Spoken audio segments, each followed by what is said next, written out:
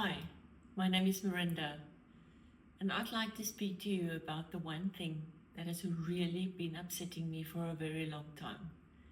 And that is this whole question of how in the world is it possible that South Africa has the highest number of abuse for women and children. And you can add to that elderly and vulnerable boys as well. I can't get my head around what must I do different to help to bring change to this issue.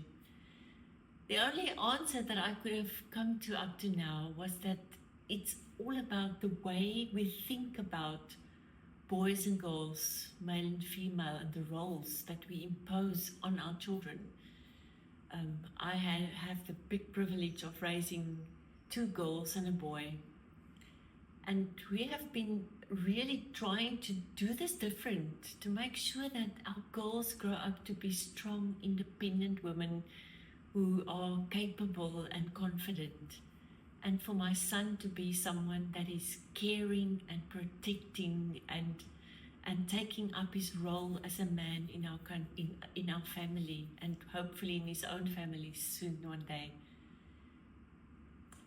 I don't know, maybe the answer lies there. It's in the way, what do we teach our children? I've so often heard people saying to boys, you're not allowed to hit a girl. But then on the other hand, we say to girls, but if a boy hits you, you can hit him back. This whole thing of that violence or hitting someone is at all an answer in dealing with relational issues. It comes with parenting. I remember when my kids were small, I thought it was okay to give them a smack when they did something wrong. But later on, this has been really become a problem to me. If I smack my children in trying to teach them right from wrong, they internalize that and grow up to think that if they want to help someone to change behavior, the only way to do that is by hitting them or giving them a smack or a slap in the face.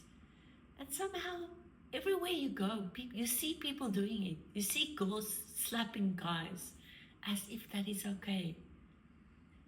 I think we need a total rethink on this. What are the values that we teach our children? I would love to have all my children understand that they are worthy, that they are capable, that they are independent and strong, and that they are the protectors. And for my son, who was someone who grew up as a small boy, he was small a long time through his life. He was one of the smaller boys compared to his friends, and he has been bullied. And my solution to him was to protect himself. If someone hits you, protect yourself.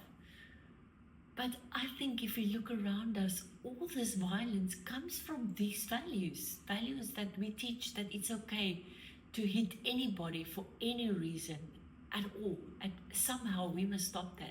We must break that culture in our country, in all of our races, that to hit anybody for any reason is okay.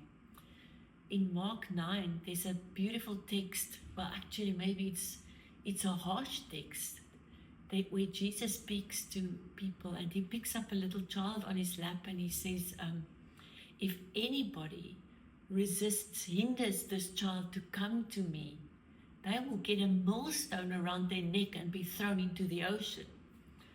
Well, that is a bit of a violent picture, to be honest, but I get that. I have that same emotion of if we hinder children to experience the love and the protection of God, we are hindering them to grow in their faith, to grow as a person.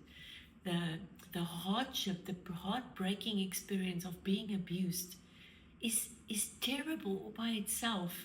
So may we create a new culture, a new South Africa, where people can come to each other, can share their experiences of being hurt or being in pain.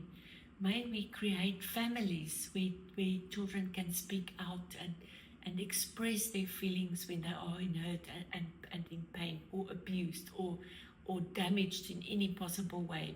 May the rest of our community come alongside our kids, that we are comforters. We become, every one of us, male and female, become the comforters and the protectors of the weak.